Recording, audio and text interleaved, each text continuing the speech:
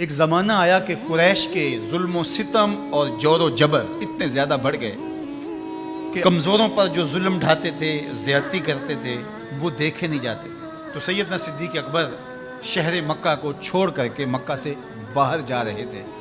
راستے میں ابن دغنہ ملا، یہ قریش کا سردار تھا، اور اس نے کہا کہ آپ کدھر جا رہے ہیں؟ تو آپ نے فرمایا کہ اس شہر میں اب رہنا نہیں ہے جہاں جور و جبر کا رواج ہو، جہاں ظلم و تعدی پھیلتا ہی چلا جائے، جہاں شر کو کوئی روکنے والا ہی نہ ہو، تو میں تو اس شہر میں نہیں رہنا چاہتا۔ تو ابن دغنہ نے آپ کو روک لیا، اس نے کہا میں آپ کو نہیں جانے دوں گا۔ ان مثلک لا یخرج ولا یخرج، آپ جیسا شخص کبھی بھی شہر سے باہر نہیں جائے گا اور نہ اس کو نکالا جا سکتا ہے۔ جناب سیدنا صدیق اکبر رضی اللہ تعالی عنہ کے بارے میں گواہی ایک کافر کی سنی ہے جو دھرم میں، عقیدے میں مخالفت رکھتا ہے، لیکن سچائیاں تو سر چڑھ کے بولتی ہیں۔ اب ابن دغنہ سیدنا صدیق اکبر کو بازو سے پکڑ لیتا ہے اور واپس مکے کی طرف چلتے ہوئے کہتا ہے فَإِنَّكَ تَكْسِبُ الْمَعْدُومَ، اس لیے کہ جس کا کوئی کمانے والا نہیں، ابو بکر تم اس کے کمانے والے ہو۔ تم اگر تاجر ہو تو تمہارا مال تجارت جب بکتا ہے تو غریبوں کے چولہے جلتے ہیں، تو تم اگر چلے گئے تو غریبوں کے چولہے بجھ جائیں گے، شہر میں اندھیرا ہو جائے گا، لوگ فاقوں سے مر جائیں گے، تمہیں نہیں جانے دیں گے۔ دوسری بات وَتَصِلُ الرَّحِمَ، تم صلہ رحمی کرتے ہو، تمہارے رویوں کا جمال اور تمہارا طرز معاشرت اتنا خوبصورت ہے کہ لوگ رشتہ داروں کے ساتھ رویہ کیسے کرنا ہے تیری چوکھٹ پہ آ کے سیکھتے ہیں۔ تیسری بات وَتَحْمِلُ الْكَلَّ، جس کا کوئی بوجھ اٹھانے والا نہیں، ابو بکر اس کا بوجھ تم اٹھاتے ہو، اس کی ضرورت کو تم پورا کرتے ہو۔ وَتَقْرِي الضَّيْفَ، اور آپ مہمان نواز ہیں، اور وَتُعِينُ عَلَى نَوَائِبِ الْحَقِّ، اور آپ ان لوگوں کی مدد کرتے ہیں جو راہ حق کے اندر مشکلات میں گھر جاتے ہیں۔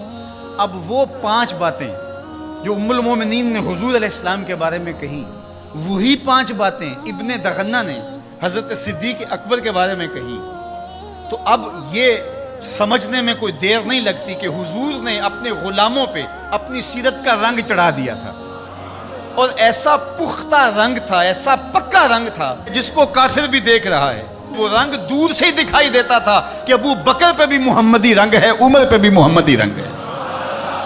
اب آئیے ایک حدیث اور رکھتا ہوں، اور وہ ابو داود میں ہے، ترمذی میں ہے، اور سیدہ عائشہ رضی اللہ تعالی عنہا فرماتی ہیں، کہتی ہیں ما رأیت احدا کان اشبہ سمتن و ہدین و دلن و کلامن برسول اللہ صلی اللہ علیہ وسلم من فاطمہ، کہا کہ میں نے سیرت میں، صورت میں، عادات میں، طرز زندگی میں، انداز معاشرت میں حضور کے مشابہ فاطمہ سے بڑھ کر کسی کو نہیں دیکھا ہے۔ اگر حضور کی سیرت کا عکس کامل دیکھنا چاہتے ہو، اگر حضور کے جمال کا نقشہ مکمل دیکھنا چاہتے ہو، اگر محمد عربی کی تصویر دیکھنا چاہتے ہو، تو وہ فاطمہ بنت محمد صلی اللہ علیہ وسلم۔